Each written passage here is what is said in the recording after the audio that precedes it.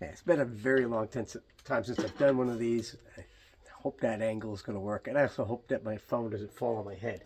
I've been going over this following groove with a few of my students now, and it's kind of a sort of a benchmark groove that I like to do with all my students that can when they get to that level, and even some of you who are still uh, more in the beginning phases of this whole thing.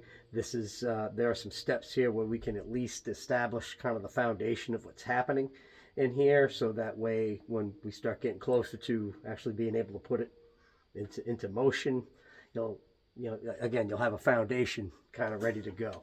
And the groove I'm referring to is what I like to call is the Ghost Note Shuffle. I also like to call it the Jeff Porcaro Shuffle, named after Toto drummer Jeff Porcaro, who made the groove famous with songs like Rosanna, and a song he did with Boz Scaggs called the Lido Shuffle, appropriately enough. Uh, those two versions of the Ghost Note Shuffle, uh, one is more like a half time, one more like a regular time. Or if you want to look at like a regular time and a double time, something kind of like that, with the snare drum happening twice as frequently in the Lido Shuffle. So I'm going to kind of go over both of them, and I'll start by just playing it.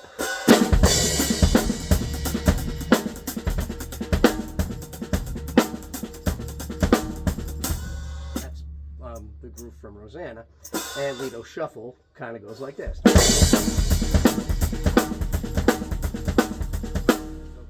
How do we arrive at this? And I'm going to kind of build this from the ground up.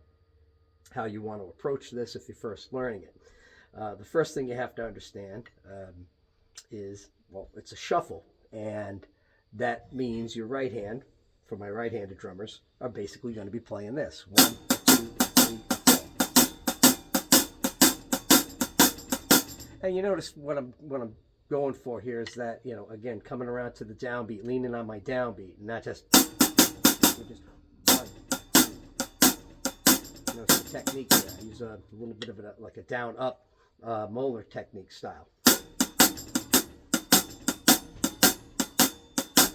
So the next part is the ghost note itself. You can add this right away, and that's the left hand kind of filling in the triplet in the shuffle, because that's what we have here is a broken up triplet.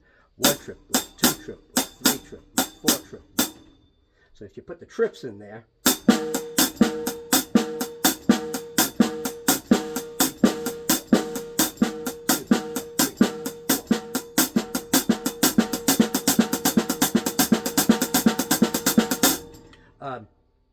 it'd be really light with the ghost note, because the thing that you're shooting for here is all these notes to be kind of on that same sonic plane of existence in terms of the volume.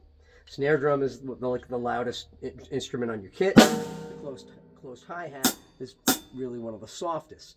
So we can kind of lay into our hi-hat, but at the same time we're going to keep the snare drum really, really low.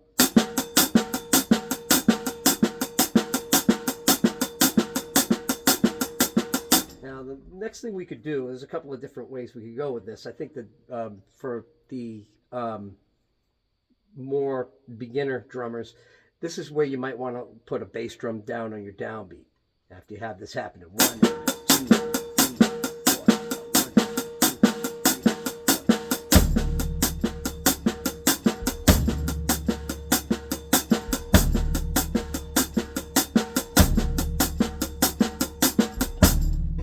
And if you're doing like the double time, so you'd have.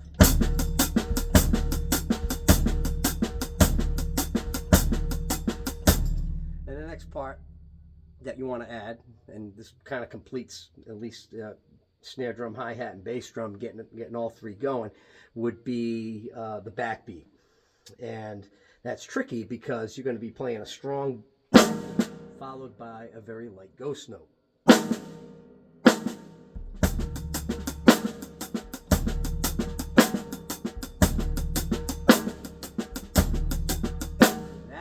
Takes a lot of practice to get the touch just right. That's probably going to be the hardest part of the whole thing, is adding that backbeat, and then the very next eighth note, you got the.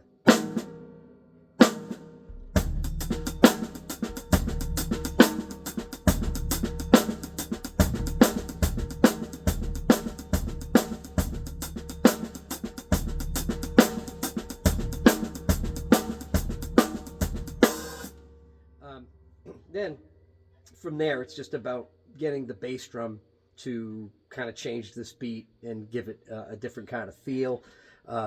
In Rosanna, Jeff Porcaro opts for like a diddly beat, the ba ba ba ba ba.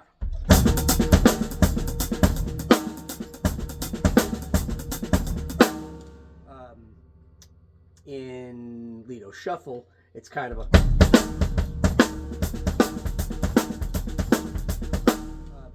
obviously challenging, but not as hard as you think, because all those bass drum notes are occurring with your right hand, which is kind of, it's actually pretty comfortable.